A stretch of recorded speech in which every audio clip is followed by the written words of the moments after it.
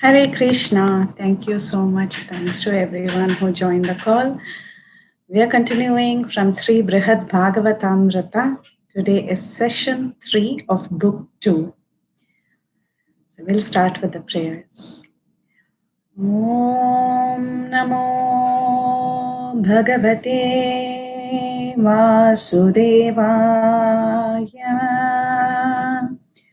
Om Namo Bhagavate Vasudevaya. Om Namo Bhagavate Vasudevaya. Om Ajnanatimidandhasya Jnananjana Shalakaya Chakshurunmilitam Yena Tasmai Shri Gurave Namaha. Mukam Karoti Vachalam Pangum Langayate Girim Yat Kripa Tamaham Vande Shri Gurum Deenatarinam. Nama Om Vishnu Padaya Krishna Presthaya Bhutale Srimate Radhanath Swamin Iti Namini. Nama Om Vishnu Padaya Krishna Presthaya Bhutale Srimate Bhakti Vedanta Swamin Iti Namini. Namaste Saraswate Deve Gauravani Pracharini Nirvisesha Shunyavadi Paschadhideshatarini. Jaya Shri Krishna Chaitanya Prabhu Nityananda Shri Advaita Gadadhara Shri Vasadi Gaura Bhakta Vrinda. Hare Krishna Krishna Krishna Hare Hare Hare Rama Rama Rama Hare Hare. Vancha kalpatarubhyascha kripa sindhubhya eva cha patitanam pavanebhyo vaishnavebhyo namo namaha. My humble obeisances to all the Vaishnavas who have gathered on this call. All glories to Srila Sanatana Goswami, the author of Sri Brhad Bhagavatamrta. So in our previous session, we saw how the Brahmin from Pragjyotishpur, which is Assam, after his very, very long travels through various places, starting from Pragjyotishpur, he went on to West Bengal, and then guided by the goddess Kamakhya Devi, he chanted the Gopal mantra that was given to him by the goddess, and from West Bengal, he went on to Kashi. Then Lord Vishwanath and goddess Uma Devi again appeared in his dream and asked him to proceed further towards Mathura, where all his desires would be fulfilled. So further, before he proceeded towards Mathura, a couple of times he had darshan of Lord Madan Gopal in his meditation because of the chanting of the mantra very purely. So eventually, from Kashi, he reached Prayag, where there is the confluence of the river Ganga and Yamuna. And for the first time in Prayag, he met Vaishnavas. He had been through various places, but he never had the opportunity to actually associate or see how Vaishnavas behave. So for the first time in the confluence of Ganga and Yamuna, he saw wonderful Vaishnavas worshipping the most beautiful deity of Lord Madhava. And also he had the opportunity to hear from different bhakti scriptures that was recited in Prayag during the time of Maghamasa near Dashashwamedha Ghat. So, instructed by these Brahmana Vaishnavas who told him that he must take association of Vaishnavas, listen to bhakti scriptures, and also take darshan of Lord Madan Gopal, or rather Lord Madhava, who's there in Dashashwamedha Ghat. Prompted by them, the Brahmin, he went further to enter the temple of Lord Madhava. So that is where we stopped in our previous session. So this Brahmin, he went to the beautiful temple of Lord Madhava and he bowed down in front of the deity. And when he took darshan of Lord Madhava, he noticed some resemblances between Lord Madhava and the deity who would appear in his dream during his meditation when he would chant the mantra. So he started seeing that the nose, the eyes, the mouth, all this was very similar to the features that he would envision in his meditation. Features of the Lord he would see in his meditation. So the Brahmana actually stood there very confused. He wasn't really sure whether this Madhava, who's seen in this Dashashwamedha Ghat, is the same as the deity that he would see in his dreams. So he was very, very confused. He didn't want to make any clear decision, but then he walked out and he went out, and there he saw many saintly Vaishnavas. So he wanted to take their association, and he sat down there in front of them and he began to hear passages from various Puranas that glorify the deity of Lord Madhava in Prayag. So, various Puranas like the Padma Purana, the Uttarakanda of the Padma Purana, has a section called as the Magha Mahatmya. So, he went and sat in front of them and he began to hear the recital of Magha Mahatmya that glorified both Prayag as well as the deity of Lord Madhava. He was hearing these passages and he was very, very impressed. He was very impressed by the strong faith that these Vaishnavas had. But still, he just couldn't reconcile within his mind whether this is the same deity that actually appeared in his meditation. He was thinking the deity of these Vaishnavas, this Madhava, they are glorifying him to be the Supreme Lord. Maybe this Madhava is the Supreme Lord. But the object of my worship, whom I am seeing in my dreams, he is very different. He is actually somebody else. This Madhava whom I'm seeing here, he has 4 arms. He has a conch, disc, lotus flower. He has a club. This is Madhava. He's got 4 arms. Why should my Lord look like this? My Lord is so different. My Lord doesn't look like a half man, half lion. He doesn't look like Lord Ramachandra that these people glorify. He doesn't seem to be holding a Sharanga bow. Nor does he look like Matsya or Kurma or Varaha who lifted the earth. He doesn't resemble any one of them. He has some similarities with the Gopal that they talk about. But still, somehow, I'm not really sure. Because surely the boy who's appearing in my dreams doesn't appear to be the Lord of the universe. There's no way he's the Lord of the universe. The boy that I see in my vision, he doesn't have any characteristics of the Supreme Lord. He's such a sweet, simple cowherd boy. So thinking like this, the Brahmana became very, very confused and he didn't really know what was happening. He just didn't know who his Lord really was. In the Padma Purana of the Uttarakanda section, there is a story of a Brahmana by the name Devadyuti. So this is a very large story that is described in Padma Purana. And in that section, Devadyuti, he talks about various glories of taking bath in Magmas in the confluence of Ganga and Yamuna. And there you will find the features of Lord Madhava described in that particular section. It describes, this is Sanatan Goswami quoting, he quotes Padma Purana 128, 202 to 129, 44. And there he quotes a particular verse that describes the beautiful features of Lord Madhava in Prayag.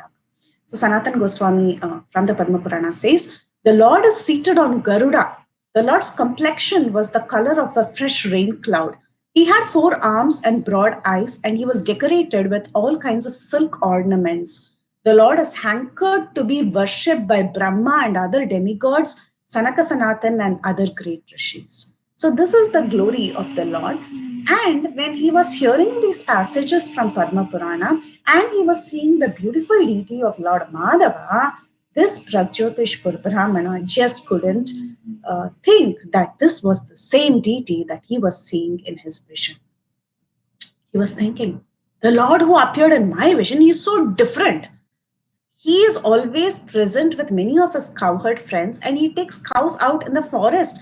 He holds a flute to his mouth and he wears ornaments like peacock feathers, gunja berries, kadamba flowers, very, very simple forest ornaments. That's how he's decorated. He's not decorated with such heavy gold jewelry. This doesn't look like my Lord. Just like an ordinary person who transgresses all religious principles, my Lord, he is enjoying pastimes with young girls, young cowherd girls. how can this be the Supreme Lord? So he was thinking, by the power of Goddess Kamakya Devi, I have received so much bliss in chanting this beautiful mantra that she gave me. And I just cannot abandon chanting this mantra. It doesn't matter who he is. Maybe he is not the Supreme Lord, but I don't care. I'm getting so much bliss out of this mantra. So I'm going to continue to chant this mantra. So he continued to chant this mantra in his deep confusion. He continued to chant the mantra, and also he further took association of the Vaishnavas and Prayag because he was feeling some purification was kicking in his heart.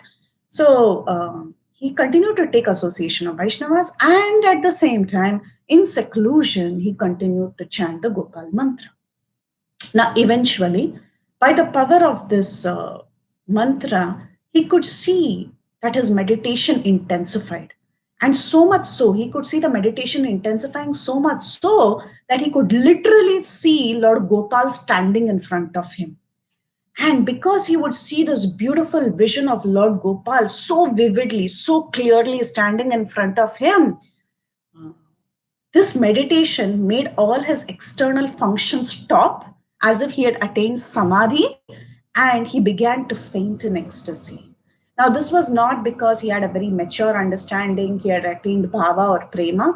Rather, it was more because of the transcendental influence of the object of his worship, who's Madan Gopal. So, because of the influence of Lord Madan Gopal, sometimes he would lose his consciousness for hours together, Okay, it was more of a reflection, of the love.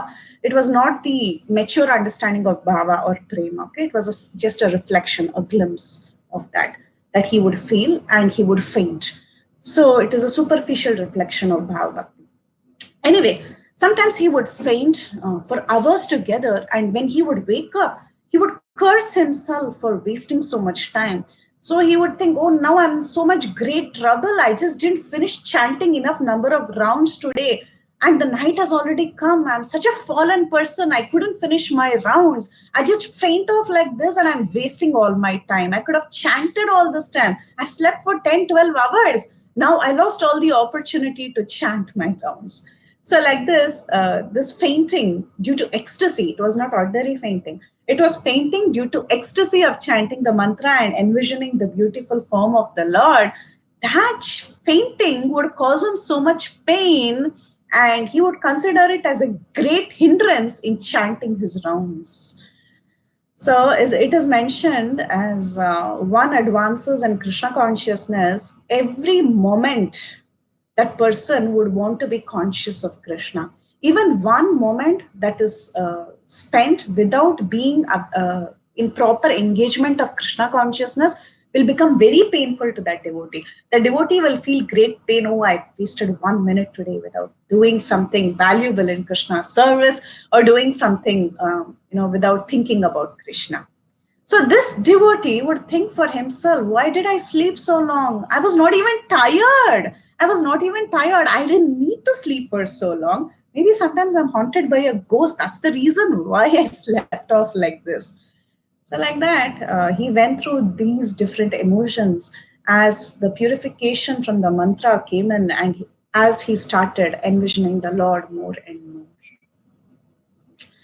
So one day, however, this went on for some time. He was still in Prayag, and he would keep fainting like this. And he got very discouraged about himself losing consciousness all the time and sleeping for long hours. So he decided, as a punishment for himself, he thought he will fast one full day as a punishment. But now what happened was, because of the fasting, his body was very tired. And he started feeling drowsy more and more, because when you fast a lot, you tend to feel drowsy. So what happened? He started fasting as a punishment for himself. And because of this fasting, eventually he started feeling drowsy and he began to sleep again. So now he again fell asleep. But then, however, there was something nice that happened. The deity of Lord Madhava that is present in Prayag, he appeared in this boy's dream, in this Brahmin's dream. And he told him, hey Brahmana, why are you unnecessarily lamenting so much? Because of your lamenting, you're actually causing distress to me. You're fainting like this, and then you're waking up and you're unnecessarily lamenting. Don't lament so much. Because of your lamenting, I feel bad. I'm telling you, please listen to me. Very soon, all your ambitions will be fulfilled. Already, Lord Umapati, Lord Vishveshwara, along with Uma Devi, they already gave you instructions. Why are you still sitting around like this? Go ahead in the path of the river Yamuna. Go to Mathura. There, all your wishes will be fulfilled. You will receive the highest pleasure. Please continue. Don't delay anywhere on the road for any reason.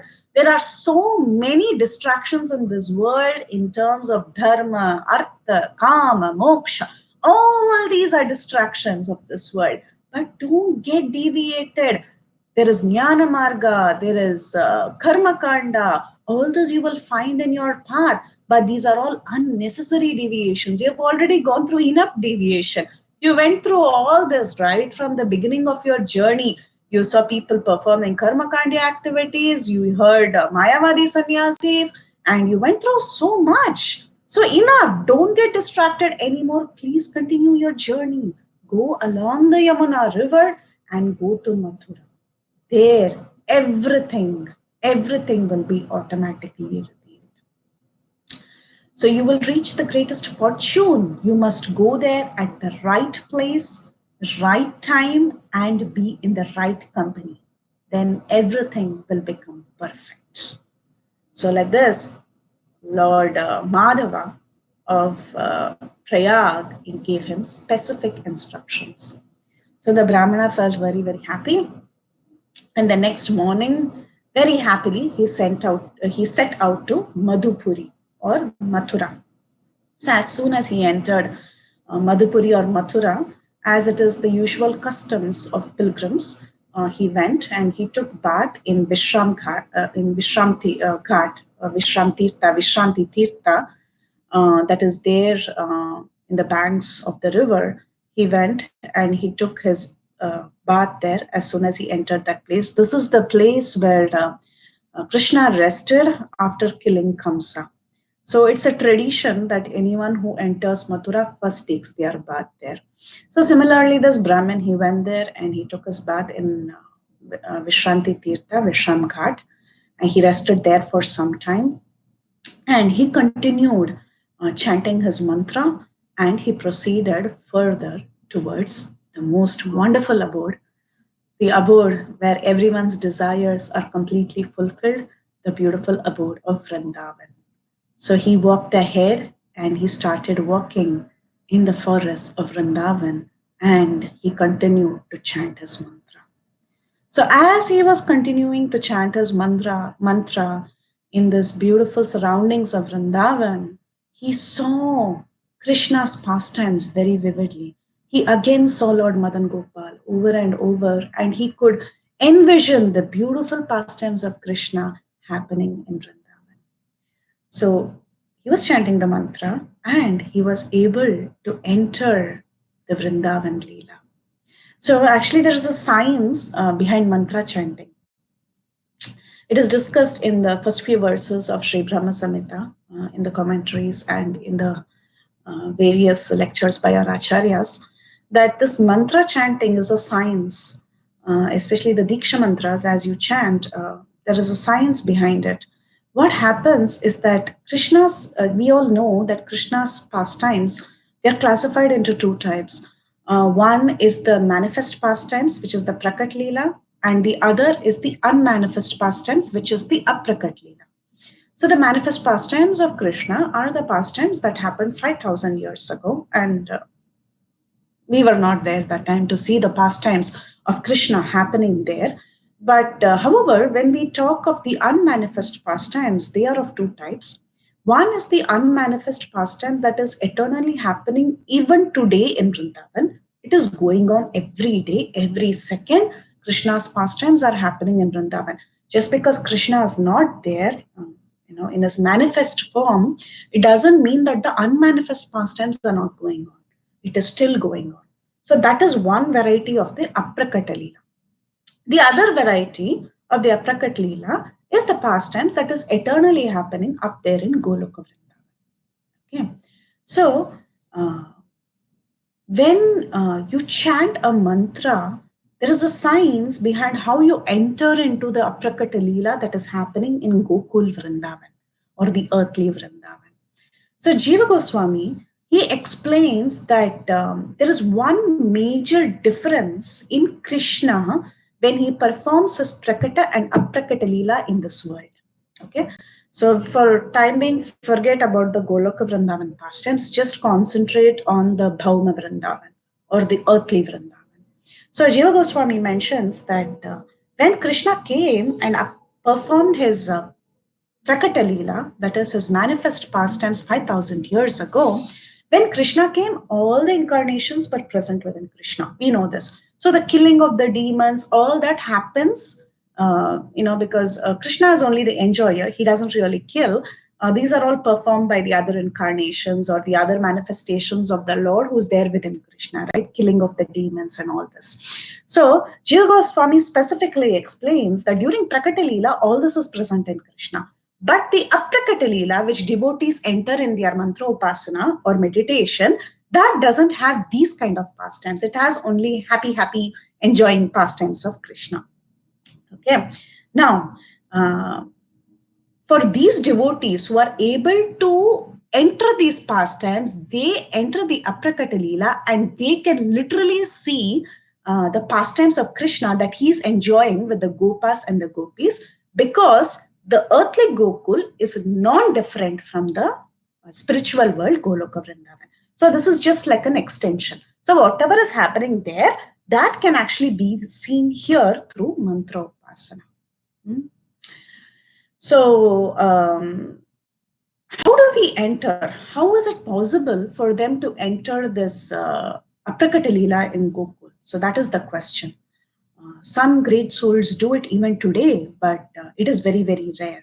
So this process is explained to happen in two levels. Part A of the process is mantra upasana, that is worshipping through the channels of mantra. So one constantly chants the mantra he has received from Guru, and with continuous practice, and when he chants with feeling and attention, with continuous practice, eventually over a period of time, the person perfects chanting the mantra. That is part A. Okay. Now part B is entering the Swarasaki state, it is called. So what happens is, through chanting slowly, one reaches Swarasaki state, means he enters a situation in terms of his own rasa. So with spontaneous love for Krishna on that perfect pure level, one is able to see Krishna in his transcendental form, not only seeing, but he is also able to speak and interact with Krishna, and herding cows, that is Krishna herding cows in the forests of Vrindavan, becomes a reality to him. He is able to envision everything that is happening. He is able to see the Leela completely. So pure love pours out from his heart, and he enters an eternal relationship with Krishna. So mantra upasana is the beginning stage. With chanting the mantra very nicely, one enters the Swarasaki state, which is a state in terms of his own rasa. Whatever rasa he is, in those terms, he is able to enter those pastimes of Krishna. So one leads to the other. Mantra chanting stage is like a lake, okay, a steady lake. And when one enters the Swarasaki state, it's like a flowing river. So very, very smoothly, as he's entering the Aprakata Leela, from one pastime to the other, he begins to flow and he's able to see the Leelas of Krishna in terms of the rasa he is situated in. So this is the process that is explained. And now regarding chanting the mantras, it is actually, there is a recommendation that one must chant the mantra in a suitable place that is connected to that specific pastime. How does this work? Like, for example, if one is to enter the Leela of something that happened in Radha Kund, for example, a Leela between Radha and Krishna, it is recommended that one chants the mantra that is given to by his guru in that particular atmosphere, so that one enters this state. From mantra upasana, he enters the swarasiki state and he moves on from one pastime to other and he sees Krishna in that platform. So that's why Srila Prabhupada said that just chant Hare Krishna and everything will be revealed to you. How can you just chant Hare Krishna and everything is revealed? This is how it is revealed. This is the science behind any mantra that we chant. That's why we do repetitive chanting. As you chant over and over and over, you perfect the chanting and you're able to, as you must have all known, of course, all of you know, from Nama, you get Rupa Guna Leela. So that's how you enter Nama Rupa Guna Leela. So there are some examples of great Vaishnavas who actually experienced this. Like, for example, Mother Janva Devi, the wife of Lord Nityananda Prabhu. She was in Radha Kund and she was chanting actually the Mahamantra. And she saw a bridge, literally in her vision. She was able to see the Aprakat Leela. She saw a bridge that was going across Radha Kund and she saw Radha and Krishna holding hands and walking across the bridge. And she recorded this when she came back. This is one instance that is quoted. There is, of course, the very famous story of Srila Rupa Goswami as well, how Rupa Goswami was seeing the Radha Krishna pastimes happening in front of him. He had entered the Aprakat Leela. He was seeing the beautiful pastimes of Radha and Krishna. The gopis were decorating Radharani's hair. And suddenly Krishna came from behind and the gopis burst into laughter because Radharani felt very embarrassed. So seeing this Leela in his Aprakat meditation, the Rupa Goswami started to laugh along with the gopis because he was experiencing the Leela. He started to laugh. And incidentally, at that time, a lame Brahmana, he walked by and the lame Brahmana mistook Rupa Goswami for laughing at him. He thought this Rupa Goswami, they call him a great Goswami, but he's laughing at my situation. Just because I'm lame and I'm walking like this, he's laughing at me. So he mistook like that. And of course, later he went and told Sanatan Goswami and eventually, Rupa Goswami went and apologized. And the Brahmin also felt very bad because without understanding that Rupa Goswami was actually envisioning Radha Krishna, he thought Rupa is laughing at him. So, of course, they apologized to each other and it was all right. So, coming back to our story of Brhad Bhagavatamrta, like this, the Brahmana of our story, this Pragjyotishpur Brahmin, with this mantra upasana, he began to see beautiful cows. He started seeing cowherd boys. He started seeing the Kadambavana in Vrindavan. And he saw the beautiful, beautiful pastimes of Krishna and his cowherd boys in Vrindavan in his meditation. And like this, each and every moment, he became enlightened. So then he wandered from one forest of Vrindavan to the other, but however, he never met much people. He didn't stop and talk to people and take their association and all that. He was just doing his mantra upasana, very silently, minding his business. He would go from one place to the other. He continued like this. And one day, while he was walking, he went to a very, very beautiful place, very pious, very beautiful place that is there on the eastern side of Keshi Tirtha. Keshi Ghat. Keshi Ghat is the place where Krishna killed the Keshi demon. And Keshi Tirtha is the place where he rested after killing the demon. So, this Brahmin, as he walked along, specifically, one day, he came to this place called as Keshi Tirtha. Now, this Brahmin, for the first time, was just about to meet the first human being in Mathura and take his association. So this Keshi Tirtha is a very holy place. In the Mathura Mahatmya of the Varaha Purana, it is mentioned 100 times more sacred than Ganga that washed the lotus feet of the Lord is actually Yamuna, especially the Yamuna that flows in the abode of Mathura. 100 times more sacred than Mathura is the place where the Keshi demon, the horse demon, fell. And 100 times more sacred than Keshi, the place where Keshi demon was killed is the place where Krishna rested, which is called as Keshi Tirtha. So this Keshi Tirtha is a very, very auspicious place. And the Brahmin started walking there. Now, as he was walking towards that place, he was hearing a very, very different sound that was coming. This sound was a mixture of someone crying and someone constantly chanting the holy names. It was mingling with the atmosphere that was there. This crying sound and this chanting sound, it was all mixing up. And the sound was so sweet. It was chanted, the holy names were chanted with so much love. So, as the sound was coming somewhere from this dense, dark forest, which was filled with Kadamba trees, in fact, it is mentioned that at that time, when this Brahmana was walking in this Keshi Tirtha, as he was walking by, the forest became so dense, it was covered by Kadamba trees. It was so dense that even sunlight wouldn't pass. It was a very secluded place. So he was walking there and he started hearing this lovely, beautiful, melodious sound that was coming. He couldn't discern whether this person was crying or he was chanting. It was a mixture of both. But all that he could feel is the softness in the voice, the love that was pouring out in this voice. So this Brahmin, he entered this dark, dense forest so that he could somehow go and find the source of this sweet sound that was coming. So he went, he walked in, and finally he spotted a very handsome person, very, very handsome person with tender limbs, youthful person who was dressed like a cowherd boy with all the paraphernalia of a cowherd boy, like the flute, the buffalo horn, a stick for tending cows. He also had a peacock feather. He was looking so beautiful. He was looking so beautiful.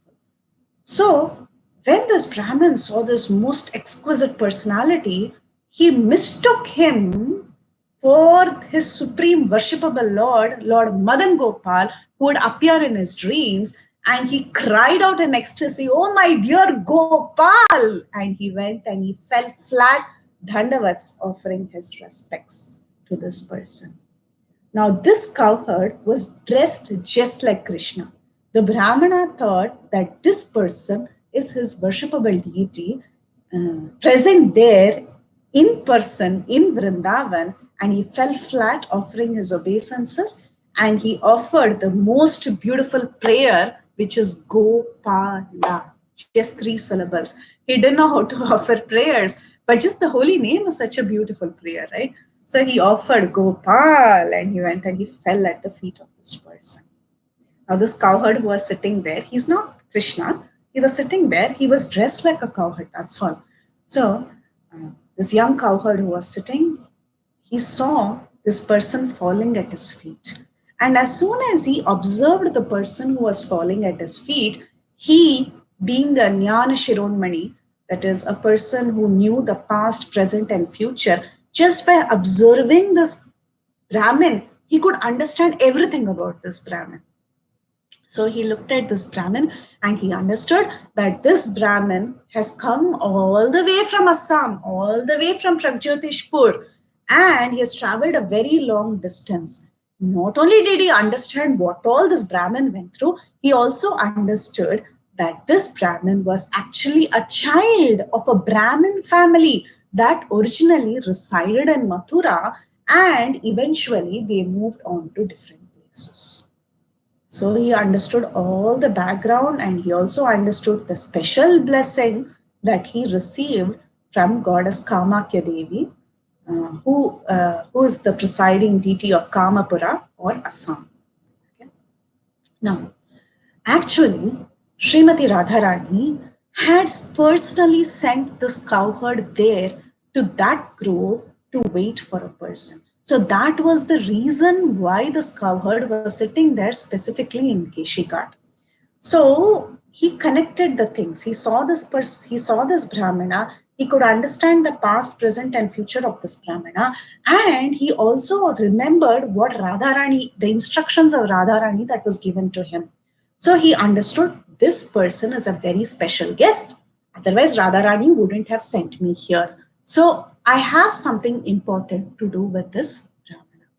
So very lovingly, he raised the Brahmana and he smiled at him, made him feel very comfortable, embraced him, and then lovingly told him about his history. He told him, "I know you're a Brahmin. You have come from Pragjyotishpur. You received a Diksha mantra from the goddess. And not only that, you have seen Madan Gopal in your vision several times. And give it as Lord Shiva, Goddess Parvati, and Lord Madhava, Madan Gopal, all of them gave you instructions, and eventually you have come here. So this is your story, correct? He asked. So the Brahmin was very moved. He didn't expect all this. He didn't expect that, he would go to this place and he would meet a cowherd boy like this, and this cowherd boy would tell him everything about himself. So he was very, very happy. The Brahmin now became relaxed and he started observing this beautiful cowherd boy. And he was so happy that this cowherd boy knew everything about him. And he was convinced that this cowherd boy has all good qualities. And he started developing a liking towards this cowherd boy.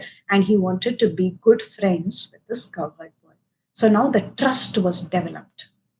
This Brahmin started having trust on the cowherd boy who was sitting in front of him. For the first time, this Brahmin, with love and submission, he inquired. He asked the cowherd Gopakumar.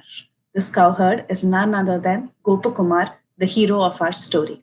Okay, so here is the hero introduction. So now this Brahmin, with a lot of love and submission, he inquired from Gopakumar. He asked him, from various sources, I've heard about various goals and various methods of achieving the goal. I have traveled through various places. I've heard about karma. I've heard about jnana marga. Sometimes I hear attaining the impersonal Brahman is the highest goal. Sometimes I have heard that going to heaven, enjoying pleasures, is the highest goal. But I am not able to decide what I must do. Is jnana important? Is bhakti important? The Vaishnavas in Prayag, they were talking about bhakti. Is karma important? What should I do? What should I strive for? How should I reach my goal? What is my sadhya? What is the goal? And what is the sadhana? What is the means to attain that goal? So this is the most important question one must ask. What is the goal of human life and what is the process to attain that highest goal? What is my sadhya? Who's my worshipable Lord? And what is the sadhana? How do I attain the goal? This was the most beautiful question that this Brahmin asked the cowherd boy who was sitting in front of him.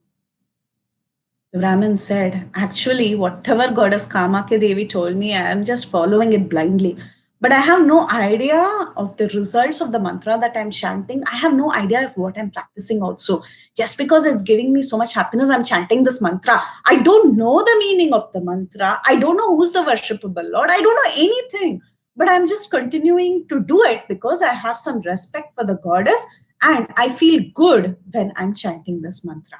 I don't even know if this ritual that I'm doing every day is correct or wrong. I don't know if this chanting belongs to some kind of ritualistic activity or it belongs to cultivation of knowledge or it belongs to devotional service. I don't even know the category of this mantra. So I have no clue.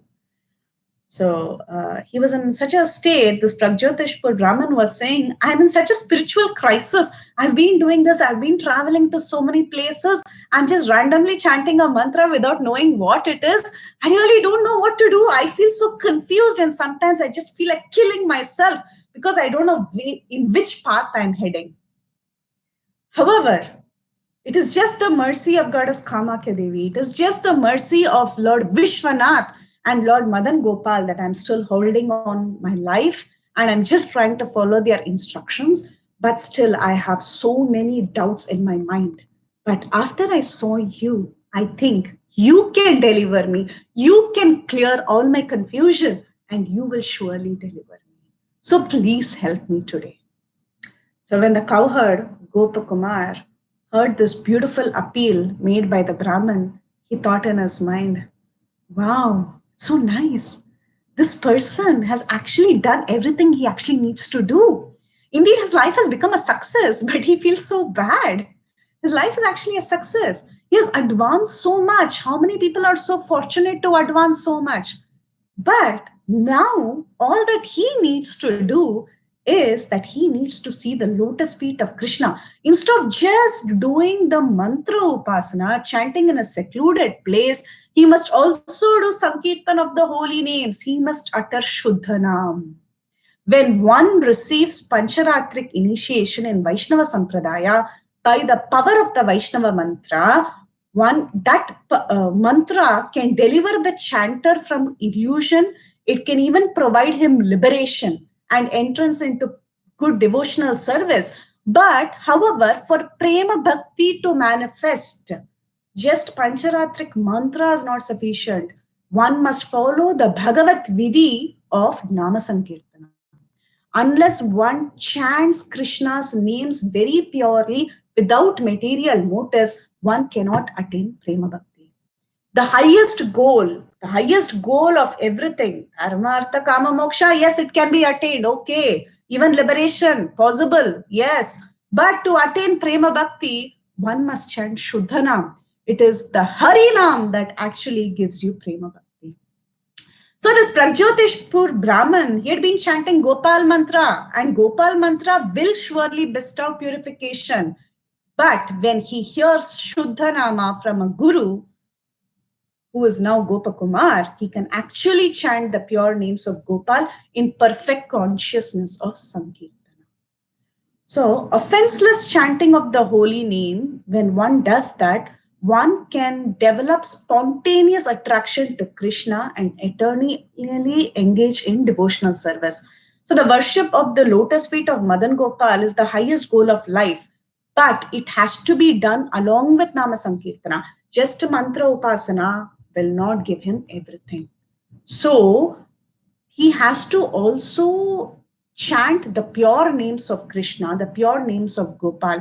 When he worships Gopal's names with love, at that time, all these dharma, artha, kama, moksha, all this will become so insignificant, and only prema bhakti will be the focus of one's life. That prema bhakti will actually attract Krishna. At that stage, it is called as Krishna Akarshani, right? So at that stage, Krishna becomes attracted to us. So like this Gopakumar began thinking in his mind. Now, to explain all this to the Brahman who was sitting in front of him and to bring him to this realization, Gopakumar thought, first of all, for him to understand what I'm trying to say, I must tell my own story. I must tell my history so that all the doubts in his mind will be cleared. If I directly begin to give him advice, oh, you must do this, you must do that, you must chant Gopal mantra, but still you should do Nama Sankirtan. If I give him all this advice, will he listen or not? He was thinking. Because already Goddess Kamakya Devi came and gave him one mantra. 2-3 times he stopped chanting the mantra. We saw the story in our previous session. He started doubting, he stopped chanting. Again and again he had to get reminders. Goddess Uma Devi came, then she brought her husband, then again Madan Gopal came, then like this one by one, Lord Madhava told, please go, move on to Mathura, don't stay here. So many reminders he had to get. So Gopakumar was thinking, if I just give him advice, he's not going to listen. But if I tell my own story, then everything will be revealed to him from within. So thinking like this, Gopakumar, he thought of telling his own story. Because when Bhagavad Katha is heard, when we hear about the glories of the Lord, when we hear about the glories of Vaishnavas, that is transcendental knowledge. The knowledge that is revealed in Srimad Bhagavatam is so transcendental that when we hear it with attention, automatically all the knowledge that is required will be revealed and manifested from within without someone explicitly stating it to us. Okay. So what does that mean? The idea is that the glories of Lord Krishna, Krishna Katha, the life story of great Mahabhagavats that is explained in scriptures like Srimad Bhagavatam, they are fully loaded with potency. Just if one sincerely hears to them, he can assimilate all the messages that is included in it. It will reveal from within, because the process of Shravanam is so purifying that by attentive Shravanam, relishing the Shravanam, automatically everything is revealed from within. One need not explicitly say, oh, this devotee had such a good quality, so you should also work on this quality. Lesson 1, you take this lesson from here. Lesson 2, you should be a good person. Lesson 3, be humble. Lesson 4, give up envy. You don't have to explicitly state. If you state, it's fine, no problem. But when a person is hearing Krishna Katha about a devotee or about Krishna, these lessons don't have to be explicitly stated. One automatically understands it when he hears it attentively, because it is a subtle process, it is a purifying process, and it is self-revealing. That's why when we go to Katha, when we listen to Katha, you feel very purified. You will feel very purified. You go to philosophy is there, it is very important, 100% important. But when you listen to Katha, what happens is there is a lot of purification that is going on. Heart is getting cleansed automatically, even without someone telling you, follow this, do that. You don't have to say anything. Just listen. That whole day will be beautiful. That is the power of Harikatha.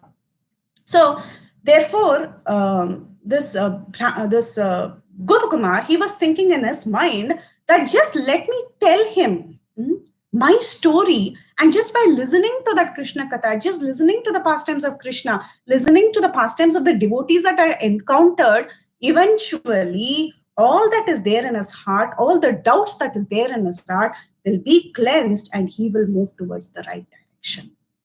Now there is a problem. If Gopakumar tells his own life story, will that be okay? Because to talk about oneself is self-praise, right? You keep talking about yourself, all the time. I did this, I did that, I'm so great. Oh, you know what? I did this service. If you go on and on and on talking about oneself, it is considered as worse as death. So to talk about oneself, to talk about the glories of oneself is the most abominable thing in bhakti. It fills our heart with a kind of a consciousness that is not of Krishna, but rather the consciousness becomes a consciousness of our own greatness. It's not Krishna consciousness, it is my greatness consciousness. Our heart becomes filled up with ego. Our ego becomes bloated if we keep talking about ourselves. So pure devotion means first to talk less about oneself. So he was actually a little doubtful. Now, this Gopakumara, he was in a problem. He was thinking, I don't want to give him advice, do this, do that. At the same time, I don't want to talk about my own stories, because talking about my own stories is as good as self-praise. And if I keep doing self-praise, it's as good as death, suicide, actually. Specifically, suicide, it means. So actually, let's divert a little bit. You might have all heard this story from Mahabharata. Story from Mahabharata about self-praise. Arjuna, he had a vow. He made a vow that if anyone asked him to give up his Gandiva, he would kill that person. This vow he had made. On one particular day of the war, Karna was fighting very, very fiercely with Yudhishthir. Arjuna was not there in that scene. But when Yudhishthir and Karna were fighting very, very heavily, there was a huge fight that was happening between them. Karna was a very, very skilled archer. He was easily able to overpower Yudhishthir that day. And he was almost about to kill Yudhishthir, but he refused to kill Yudhishthir. The reason Karna wouldn't kill Yudhishthir is because Karna had given a promise to his mother Kunti that 5 of Kunti's sons will be alive, and he would only, if at all he had to attack someone or kill someone, it would be only Arjuna, and he would spare the rest of her sons. This was a promise that Karna gave his mother Kunti. Okay. So now Karna was very, very furious that day, and he was fighting very nicely. And almost Yudhishthir was killed, but purposely Karna spared Yudhishthir and let him go. Now this was a great insult for Yudhishthir. He felt very humiliated and he returned to his tent. Actually, he was rescued and he was taken to his tent. That day, Arjuna was fighting elsewhere in a distance away, and when he heard the news that his dear brother was wounded very badly by Karna, he felt very bad and he rushed to the tent to go and see if his brother was okay. So when he went to the tent, he took Krishna along and both of them rushed to the tent. Now, when he was entering the tent, Yudhishthir Maharaj, in all his excitement, he thought Arjuna is coming so fast to see me because he's going to give me the news that Karna is dead. He has killed Karna. He immediately assumed, seeing the speed in which Arjuna was coming, that, oh, my brother has killed Karna today. So as Arjuna was entering, Yudhishthira Maharaj started congratulating him. Wow, you're a glorious fighter. You killed Karna today. So when Arjuna heard this, he said, no, brother, I didn't kill anybody. I just came here to see if you are doing okay. So when Yudhishthir heard this, he felt very bad. He said, "What? You just came to see me? What kind of man are you? Can't you go and face that Karna? Can't you go and kill him? You're such a useless warrior. It's better you give up your Gandiva bow to someone else. Let them go and deal with Karna." So when Yudhishthir made the statement, Arjuna became very upset because he made a vow that if someone tells him to give up his Gandiva bow, he would kill that person. So now Arjuna was in a fix. He had to now kill Yudhishthir Maharaj. How can you kill your own brother? That's a problem. It won't work. So he felt very bad and he didn't know what to do. He had to keep up his vow. So at that time, Krishna intervened and Krishna gave him an idea. Krishna said, "See, you scold and you blaspheme Yudhishthir very heavily. If you blaspheme your superior, if you blaspheme your own elder brother, it is equivalent to killing him. So you blaspheme him nicely for 1 hour, nicely blaspheme him. That is equivalent to killing him." So Arjuna, he started blaspheming Yudhishthir. "Oh, because of you, we are in such a big trouble. Only because of you, we had to go to the forest. You gambled, you have this weakness, you have that weakness. All the problems in our life is because of you." He went on and on and on and on, and he went on scolding his elder brother. Okay. Now, after he finished this, Arjuna, he started feeling bad because he spoke so badly about his own brother. So it is said that, if one behaves like this towards one's superior, one has to kill oneself. That is the only punishment one can give oneself. Now he looked at Krishna and he said, "Okay, now I have to kill myself. Let me suicide." So now Krishna said, "Okay, stop. You're not going to do this. Both of you are not going to keep, killing each other, or you have to go and face the enemy, not fight between the two of you. So you cannot kill yourself. Instead, you talk about your own glories. Praise yourself. As you praise yourself, it is equivalent to doing suicide. So therefore, when one talks about his own glories or her own glories, it is equivalent to committing suicide." This is what Krishna said. And Arjuna began glorifying himself, and he did virtual suicide. Okay, so this was the story. So self-praise is like killing oneself. Sorry, I'm deviating again because this also reminds me of Guru Maharaj, Srila Radhanath Swami Maharaj's book. Actually, in many places of the story of this Brahmin, you can see many similarities that happened in the life of Guru Maharaj as well, as he describes in his journey home, in his autobiography. So when Maharaj was asked to write this book, The Journey Home, he was very, very hesitant to write the book. Why? Because he said that it would be an act of arrogance to talk about oneself. How can I write about myself, my life? It will be like self-glorification. It's such an act of arrogance. How can I say that I am a follower of Mahaprabhu and do this activity? So he had so much hesitation to write about his own life. You will read that in the initial preface foreword there. You will find this about Maharaj. He didn't want to write about himself.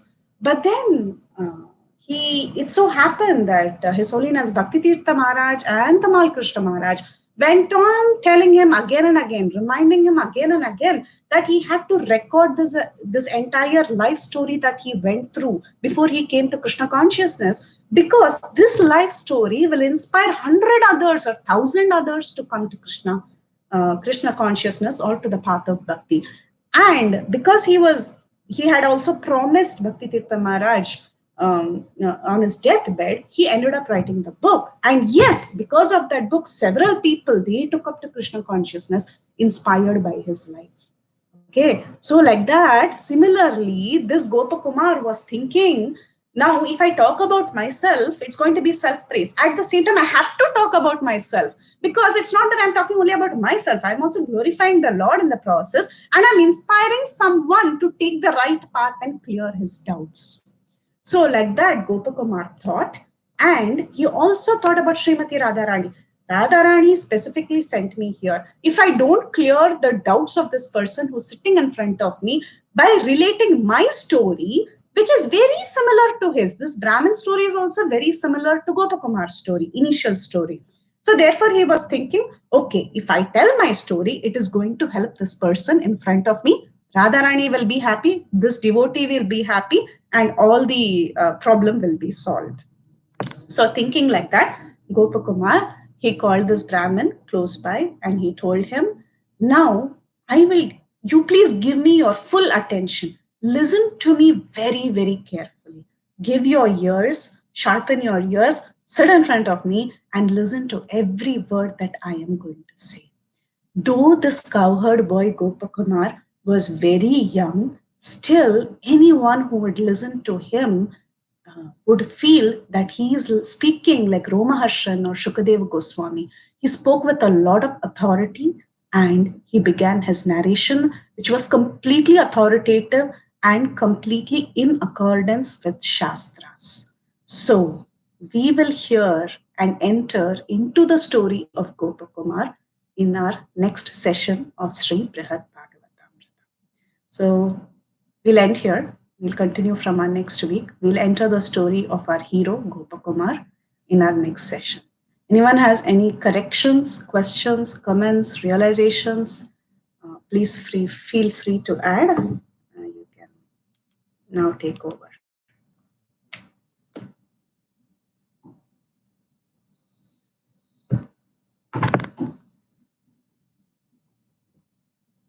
Hare Krishna, such a beautiful, beautiful class. Thank you. It was so crystal clear the way you were explaining. Wonderful, Mataji. Hats off to you. Thank you so much. Hare Krishna. Thank you, Kirtida Sundari Mataji, for always encouraging me. Thank you. Thank you. Hare Krishna, Kirtida Mataji. I am speechless, and that's hard for me. So all I can say is, wow. I was just thinking, I mean, this is very, very, I'm saying this in a very humble way, but, I couldn't even breathe, and I was afraid to breathe if I was going to miss something that you were going to say. I was holding my breath at every step. And my family was trying to talk to me, and I kept telling them, no, don't talk to me. No, go away. I'm completely immersed in my story. Hare Krishna, please, Mataji, can you remove your headset? Is it there? Oh, sorry. No, okay. Can you hear? Yes, I can hear. Yeah. On YouTube? No? Yes, now we can. Okay. So thank you so much, Paneshwari Lakshmi Mataji. That was so nice of you, so sweet. And presence of Vaishnavas make everything beautiful. It's just your presence, Mataji. Thank you. It makes beautiful when you relate to God. Thank you, very, very much. Thank you, Kamodaki Mataji. Thank you for your blessings. Thank you for being there. I really, then as soon as you join, then you start to speak, I feel good. I'm here. Thank you. Thank you, Mataji. Krishna Prithila, Koti Tila Prabhupada, just think that we just hear and hear 24 hours here, Krishna Katha, that much potency in your class. Thank you very much, Mataji. No words to your service. Hare Krishna Katha. Koti Dandavats to you, Mataji. Thank you so much. Hope your mother is feeling a little okay. Yes, Mataji, but if you forgot to take Lord Krishna Srimati Radharani name, that is very painful. I hear from childhood all the Krishna Katha, Sri Bhagavatam, Sri Ramayana, Sri Bhagavad Gita, and now the end of the life, I have to say again and again, take Lord Krishna's name. It's very painful, Mataji. Krishna will remember her, Mataji. Don't worry.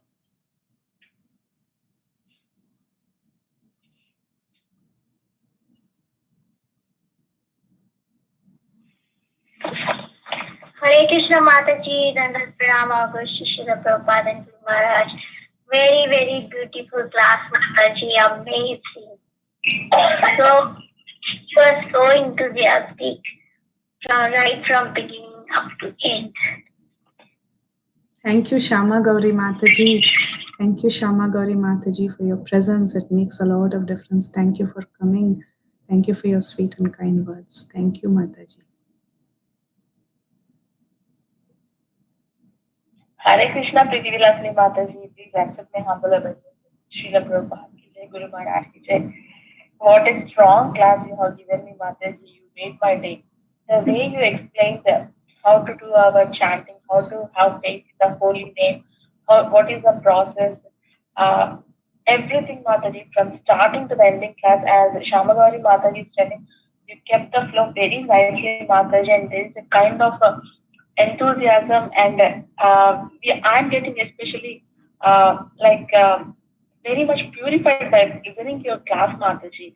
The way you are explaining the to do the sadhana, how to do it regularly, to keep concentration of the mantra, that is more enough doing other things. That is very excellent, Mataji. And the class is simply super, Mataji. You made my day.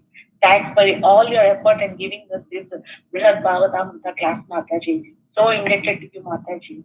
So indebted to you. Hare Krishna. Thank you, Mataji. Supriya Mataji, actually, I'm just talking, but you actually show it in action. When we hear you chant, we know with what potency you chant. So we have to learn from you. We have to learn from you.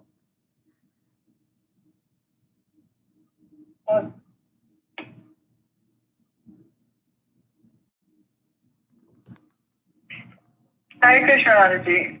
As usual, you make stories come alive. But I did miss one little point when you were relating the hierarchy, of Yamuna up to Keshi Tirtha. So you said Yamuna was 100 times more potent than what? Ganga. Huh? Ganga. Oh yeah. Yeah, actually I thought that's what you said, but I wasn't sure. And I wasn't sure because I was kind of surprised actually. Because Ganga is the site of Lord Chaitanya's pastimes, and we hear that, Lord Chaitanya is not different from Krishna. Basically for that reason, the pastimes of Lord Gauranga are in some way equal to the pastimes of Krishna or something like that. So I was surprised to hear that it would be 100 times more potent than Ganga. Can you explain that for me? I can think of two instances. One is, of course, it depends on the mood of the devotee. First of all, the mood in which your worship is oriented, which Nadi you see as very potent for your devotional service. That's the first thing. The second thing is that even Lord Chaitanya Mahaprabhu, he was actually waiting to go and jump into Yamuna. Yeah, he was not so intent on jumping into Ganga. Rather, his intention all the time was like, oh, when will I jump into Yamuna? Even when he saw the ocean, he wanted to go, thinking that it is Yamuna, he would go and jump. Similarly, when he went to Vrindavan, he was thinking, oh, Yamuna has come. He used to get confused. So Yamuna would always remind him of Krishna, because Krishna has performed pastimes inside Yamuna, right? Like in the rivers of Yamuna, the waters of Yamuna with the gopis. So therefore, Lord Chaitanya himself always only meditated on Yamuna as his ultimate goal that would give him that feeling of being with Krishna.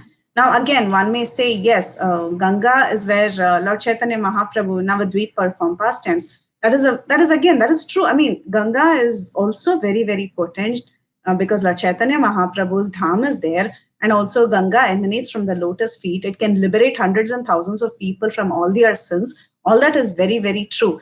But again, the glories of Yamuna is that Yamuna becomes non-different from Krishna in many ways. She's like a liquid form of bhakti that flows just for the sake of Krishna. So that is the reason why Yamuna is glorified over and over. Just like how we say, oh, Mathura is very, very glorious. It's the most wonderful dham, Mathura Vrindavan. But if you look at it, yes, Navadvip is also important. It's also a very holy place. But when scriptures talk, they glorify Mathura Vrindavan because Krishna appeared there, he performed his pastimes, and he chose to accept that place as his dham. So it's ultimately, if you look at things, it comes down to the sentiment of the devotee. If you go down south, I'm just giving this as an example. You go down south, they have some verses that they will quote saying that Kaveri is everything. She's even better than Ganga. So that because she is washing the lotus feet of Lord Ranganath. So you go to the sentiment of the devotee, then you will feel differences. But this is what these statements are from the Mathura Mahatmya of Varaha Purana. So Sanatan Goswami chooses to quote these. Yeah, so maybe it's that, as you said, in terms of rasa, yes. You can see definitely hierarchy, but in terms of tattva, maybe it's the same. Very nicely put. Yes. Yes. Okay. Thank you so much for the explanation. Hare Krishna. Thank you, Gaurangi Mataji.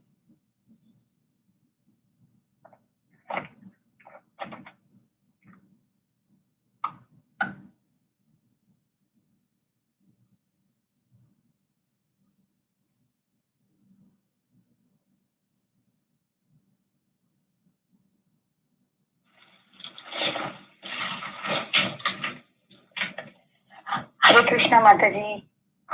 Hare Krishna Vinaya Mataji. Dhanyavad Pranam Mataji. Such a beautiful class. Very nice storytelling Mataji. Your class is always so super. We don't feel like we are in the class. We are in the movie. It's such a beautiful Mataji. So nice storytelling. We can get into this story Mataji when you are describing it. Yes, Mataji.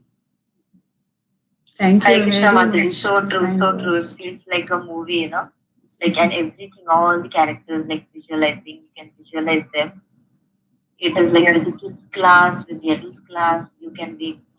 I'm just amazed by your skills, Mataji. Like, you're blessed. You're really blessed by us. Please continue with the service, Mataji, and just, I totally do not know many of these things, so it's really so nice to hear from you.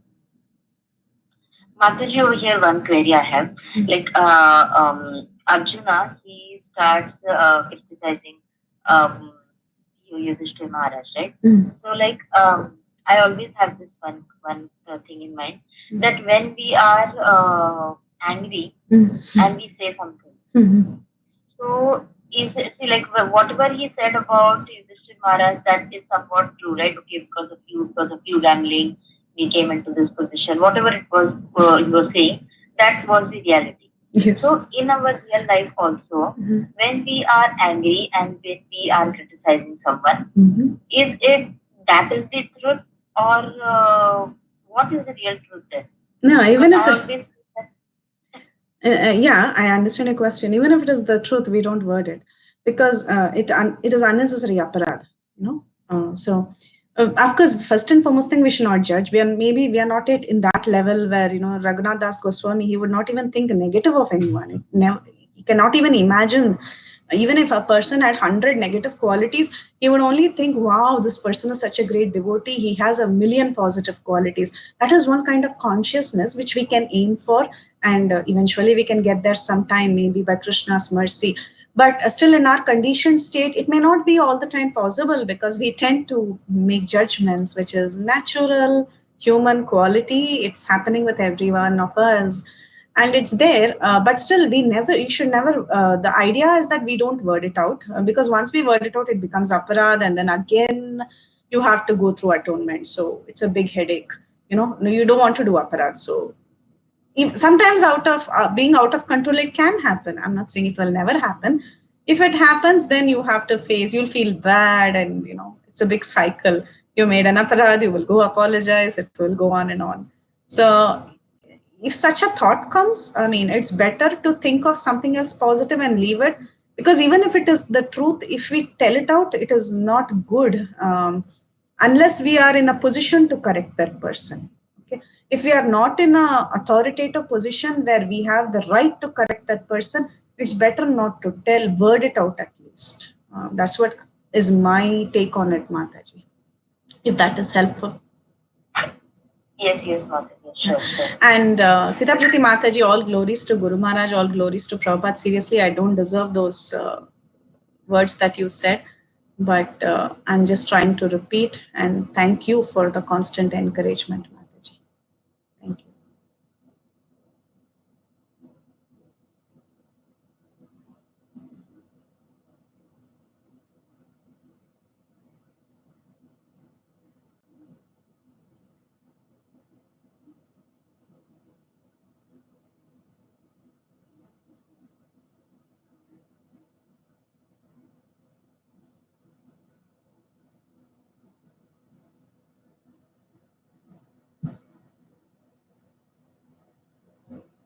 Thank you. So anyone else has any questions or comments?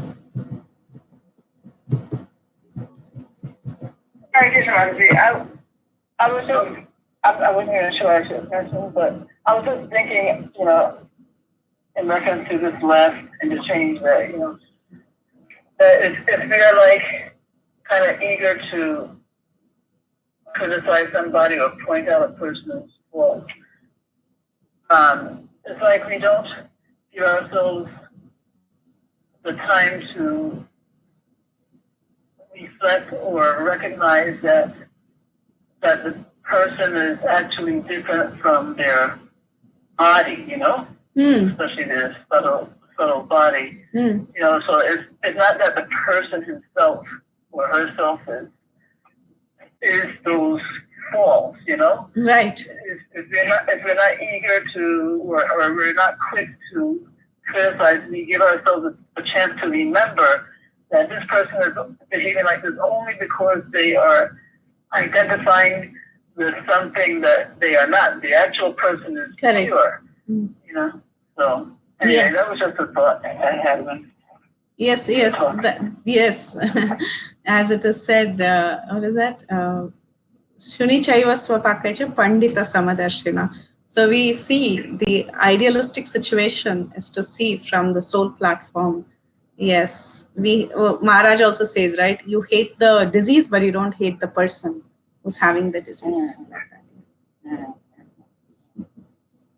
Yeah, it's difficult to practice, but that is true. It can be very difficult. Sometimes we just lose it. Yes. That person's body is affecting your body. Yes, it affects our body, and we are so much on the bodily platform, we do react. Yeah, the ideal situation, yes. I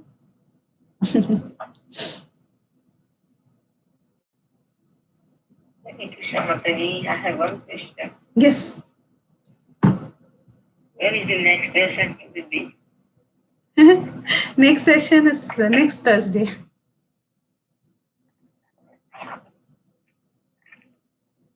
Hopefully, Krishna willing.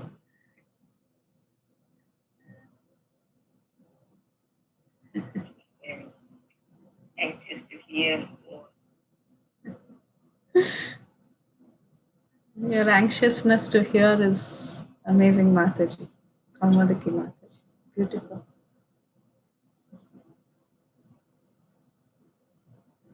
The way you explain it, it just makes it increase the anxiousness. Very nice. I don't know if I say right or not, but it really means it's authentic. What, Mataji? What I say, it is offensive. That means forgive. Oh, you didn't say anything offensive. You said everything nice. Because I say, the way you say, explain everything so nicely that increases the gratitude. Anxiousness to hear more. Thank you, Mataji. All glories to Srila Prabhupada, all glories to Sanatan Goswami, and all glories to your beautiful listening, Mataji.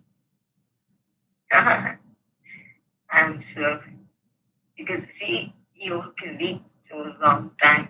I cannot read, so then this is the only thing I have. Hearing.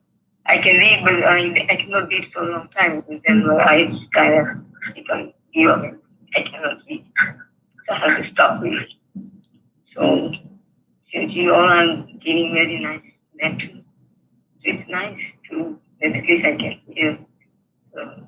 I'm very thankful to Krishna and all the devotees and chariots. And at least I have this year to year. At least only 2 years, that's okay. But still is there. Yes, Mataji. We all love to hear.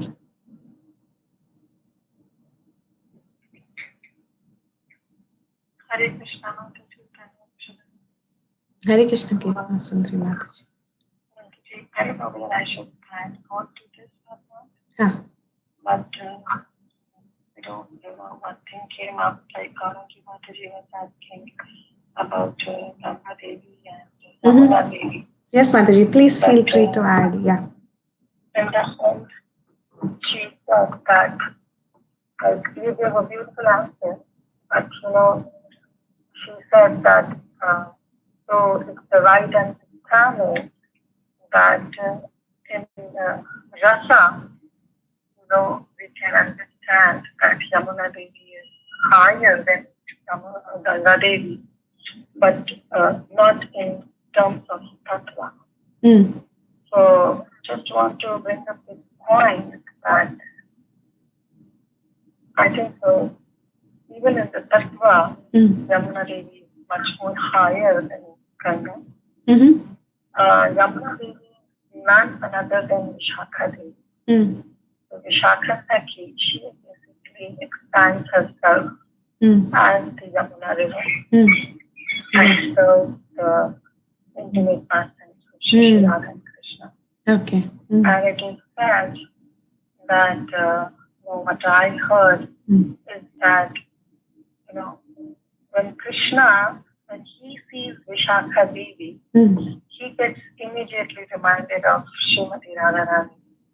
On the other hand, when Srimati Radharani sees the black Krishna, Yamuna, Krishna. So that's the major role that is played by Yamuna Devi. Wait, Mataji, your voice got lost, so I couldn't hear. You said, on the other hand, when Radharani sees, that part got lost. Mataji, your voice is very low. Yeah, it's breaking. She gets immediately reminded of Krishna. Muted. So that's important role that is played by River Yamuna. Mataji, you need to talk a little bit louder. Yeah, we're not hearing properly. We can't hear you, yeah. We just heard. Yeah, now we can hear you. You said when Radharani sees the black of something, she remembers Krishna. And from there we got cut off. Radharani sees the black color, the black water, of Yamuna Devi, the dark colored water of Yamuna River. She gets immediately reminded of Krishna. So that's how the important role is played by Yamuna Devi, and who is, of course, none other than Vishakha Devi. Actually, Sri Baladev Vidyabhushan also writes that Vishakha Devi is considered as the Vahu of Yamuna. Means the body, the embodiment of Yamuna Devi is Vishakha Devi. That's how, that's what her tattva is. So, just do we know the Ganga? Like, is she the embodiment of a particular personality? Of course, she is a person. She is a personality. We all know about from the story of Mahabharata that how she was married to Shantanu, and then how Bhishma Dev, all the Vasus, they took birth from her womb. But definitely, as Jyoti was mentioning, that yes, there is actually Yamuna Devi is thousand times much more potent than Ganga Devi. And Rupa Goswami also wrote, the whole Ashtakam on Yamuna Devi. Just want to bring up this point that we should have that clear understanding regarding the rasa that she mentioned, and of course regarding the tattva, we should also understand that.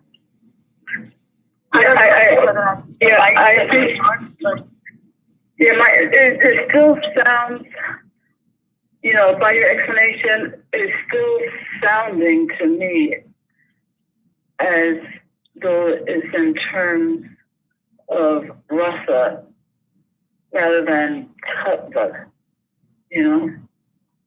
Somehow it's still not clear to me that it's both rasa and tattva. And also, I'm also thinking of the fact that there is Manasi Ganga that plays a part in Vrindavan pastimes, So anyway, yeah. Unmuted. Sorry, actually, that's what I was a little hesitant in bringing up this point.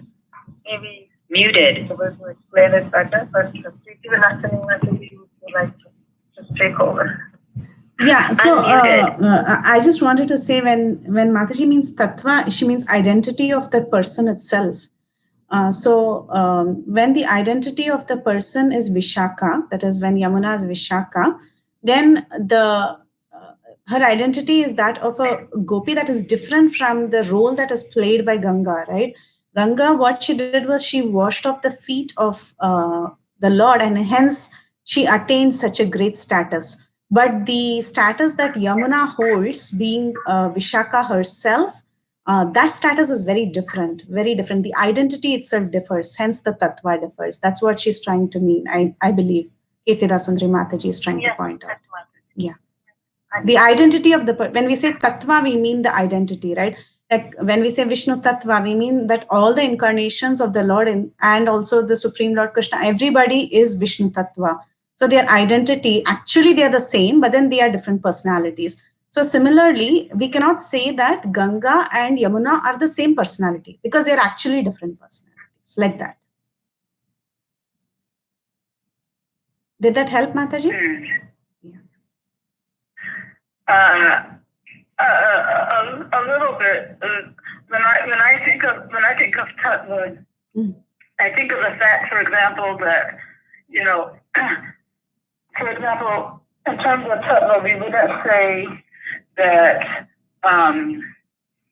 one devotee in the spiritual world is superior to another devotee because everybody is such a soul. Yeah, everybody. Yes, everybody is a jiva.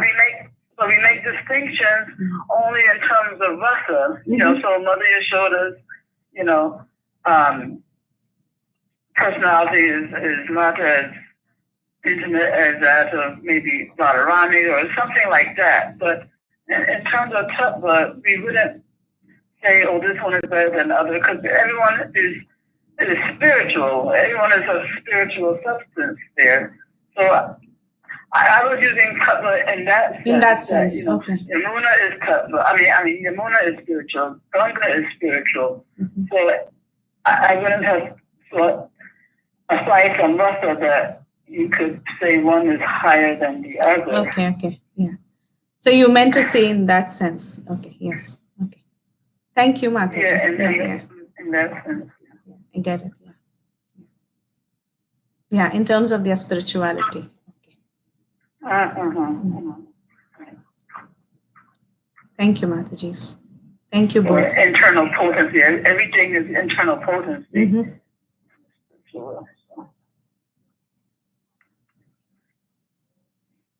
But thank you both for your clarification. It was nice and clear. least my understanding. Thank you, Mataji.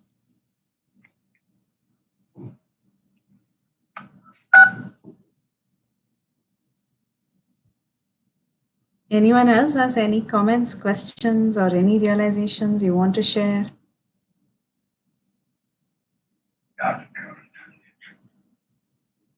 Okay. So thank you all so much for the very beautiful discussion and lovely interactions. We can end the call if no one has any questions, comments, or realizations. Vancha kalpatarubhyascha kripa sindhubhya evacha patitanam pavanebhyo vaishnavebhyo namo namaha ananta koti vaishnav vrind ki jai Srila Prabhupada ki jai Shri Brhad Bhagavatamrta ki jai Ananta koti Vaishnav Bhakta Vrind ki jai Hare Krishna. All glories to the assembled devotees. Hare Krishna. Hare Krishna. This session is no longer being recorded. Hare Krishna. Goodbye.